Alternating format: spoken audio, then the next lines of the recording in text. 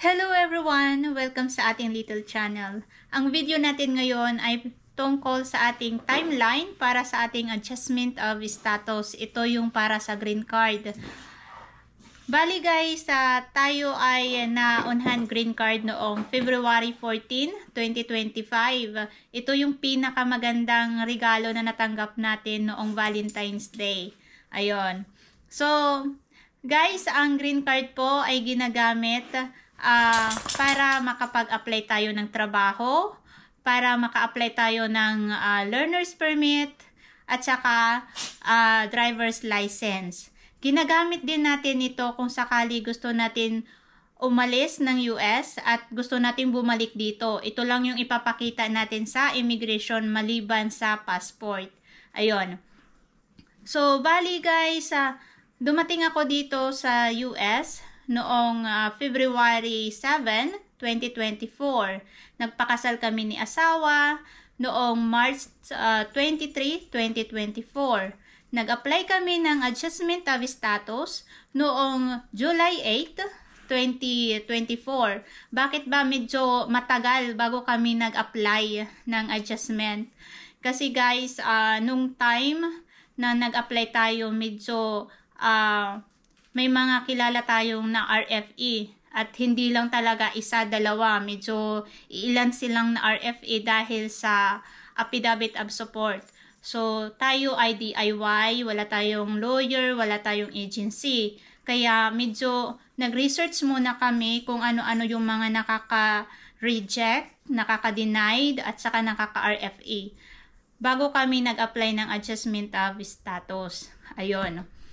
Tapos, nakatanggap kami ng text galing kay USCIS noong July 27. Ito naman yung sa receipt number. Yun.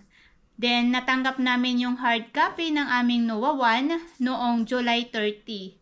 Pagka August 1, nakatanggap naman kami ng notice of action. Ito naman yung sa resibo. Hindi ko lang talaga maipakita kasi nandito yung mga info namin. Ayun. Pero parang ano lang to, parang K1 visa. Form 1797C. Notice of action. Yan yung nakalagay sa taas. Then, pagka August 6th, natanggap naman namin ang hard copy ng aming biometric notice. So, ang nilalaman ng biometric notice ay yung biometric notice, biometric form. So, pinilapan ko lang yan para pagpunta namin ng biometric, nakahanda na lahat. Then, ang aking biometric naman ay August 16. Yon. So, medyo tumagal ang ating process. Kung hindi natin talaga alam yung proseso, kakabahan tayo kasi ang estimated natin nag-iiba-iba. Pumunta ng 2 months, naging 4 months. Bigla-biglang naging 13 months noong November. Nag-13 months ang ating estimation. Pero ang nakakatuwa, noong November, tayo naman ay na-waive sa ating interview. So, hindi na tayo nag-interview. Yun lang ang nakakaganda sa proseso natin. Tapos, antay na naman tayo kung kailan tayo ma-approve. So, bali guys, 12 months hanggang sa nag-11 months ang ating estimation. Noong February 5, nag-10 months. Diba? So, kakabahan ka, bakit iba-iba talaga yung estimation niya.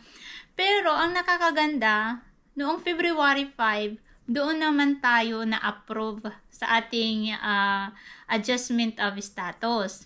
Tapos, pagka February 11, doon naman tayo na card was produced. Yon. So, pag card was produced, ibig sabihin, malapit na yan.